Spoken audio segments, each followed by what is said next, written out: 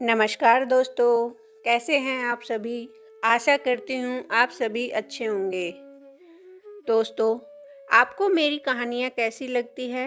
Comment करके ज़रूर बताया करो।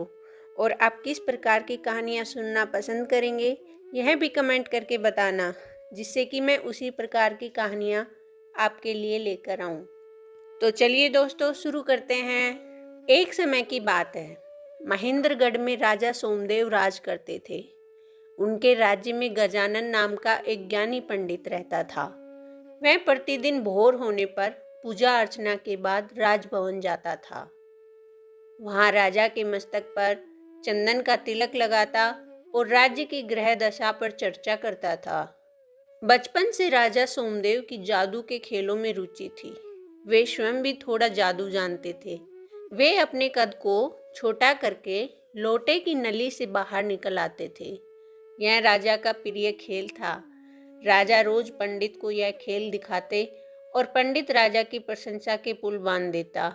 महाराज, आप कमाल का जादू जानते हैं। इस तरह का जादू पूरी दुनिया में और कोई नहीं दिखा सकता है।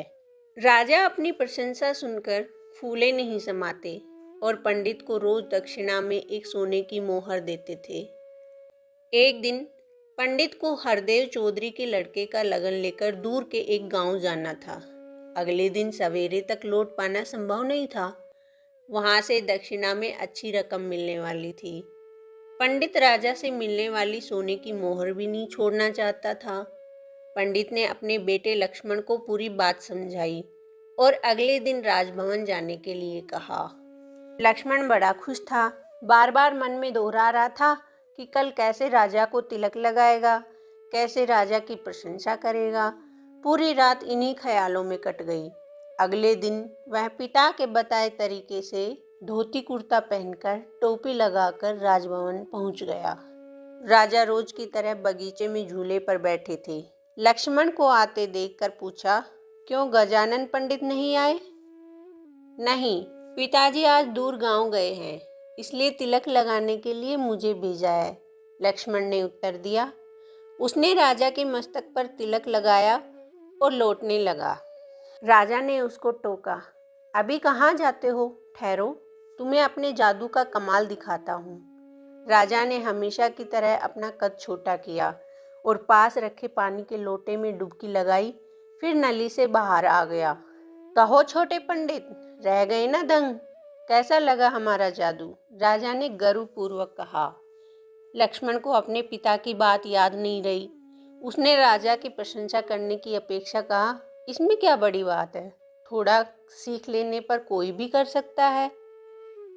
यह उत्तर सुनकर राजा आग बबूला हो गया और गुस्से से बोला, यह बड़ी बात नहीं है तो तुम ऐसा कुछ करके दिखाओ जिससे सब तुम्हारे जादू का लोहा मान ले, नहीं तो तुम्हारे माता पिता सहित पूरे परिवार को कोल्हू में पिलवा दूंगा। राजा का क्रोध देखकर लक्ष्मण रोने लगा।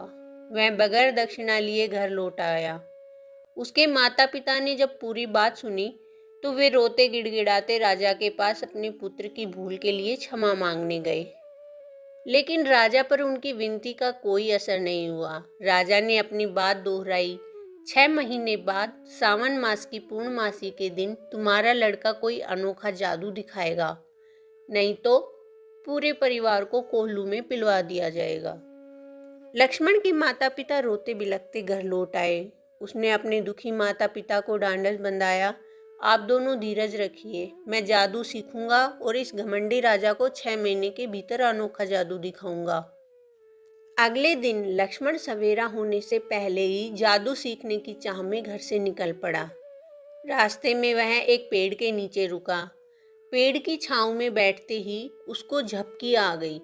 नींद में उसने कुछ गिरने की आवाज़ सुनकर अपनी आंखें खोली। उसने देखा पेड़ से कुछ दूरी पर एक छाबड़ी रखी थी। पास ही एक बुढ़िया खड़ी थी। इधर उधर से उड़कर सब्जियां, कद्दू, टमाटर, लौकी, भिंडी आदि छाबड़ी में आकर गिर रही थी। जब छाबड़ी भर गई तो बुढ़िया के बिना छुए ही उसके सिर के ऊपर कुछ ऊंचाई पर जाकर ठहर गई। बुढ़िया उसी तरह छाबड़ी को लिए वहां से चल दी। लक्ष्मण ने अपनी आंखें मली। वह तुरंत हड़बड़ाकर उठा। उसके मुंह से निकला, जादूगरनी? और वह बुढ़िया के पीछे हो लिया। बुढ़िया थोड़ी दूर जाने के बाद हरे रंग की एक दीवार के पास रुकी। उसने दीवार को हाथ से धकेला और भीतर घुस गई। लक्ष्मण भी उसके पीछे से घुस गया। भीतर एक और दीवार थी। दीवार पर एक घेरा बना था। बुढ़िया ने घेरे पर हाथ रखा तो वे एक गुफा में पहुंच गए। बुढ़िया जरा सा रुकी तो छाबड़ी अपने आप जाकर जमीन पर टिक गई। अब बुढ़िया की नजर लक्ष्मण पर पड़ी। उसने कड़क कर पूछा, कौन है तू? यहाँ कैसे घुस आया है? लक्ष्मण ने अपनी पूरी कहानी रोते हुए बुढ़िया को सुनाई। बुढ़िया का मन पिघल गया। उसने लक्ष्मण को अपने साथ रहने की अनुमति दे दी, लेकिन एक चेतावनी भी दी कि उसकी मर्जी के बगैर वह गुफा से बाहर नहीं जा सकता है। लक्ष्मण ने यह बात स्वीकार कर ली। बुढ़िया ने पास खड़ी अपनी बेटी सांवली को भोजन तैयार करने के लिए कहा। तीनों ने भोजन किया और सो गए। धीरे धीरे लक्ष्मण ने अपनी बातों से बुढ़िया का मन मोह लिया। एक दिन बुढ़िया उसे जादू की विद्या सिखाने के लिए तैयार हो गई।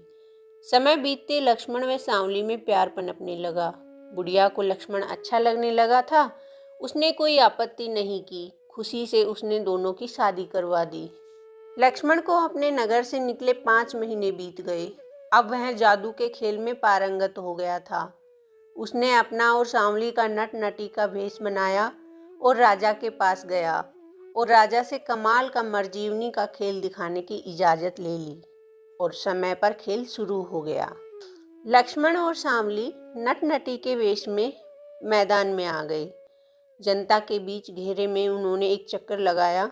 सबने तालियों से उनका स्वागत किया। नट बने लक्ष्मण ने सूत का एक गोला आकाश की तरफ उछाला।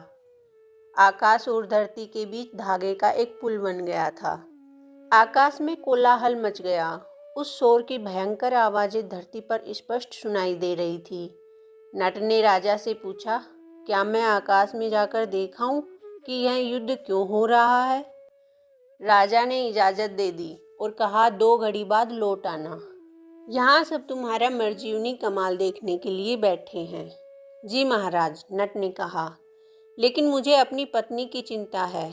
वह यहाँ से किसी को नहीं जानती है। तुम्हारी पत्नी की सुरक्षा का जिम्मा हमारा है, राजा ने कहा।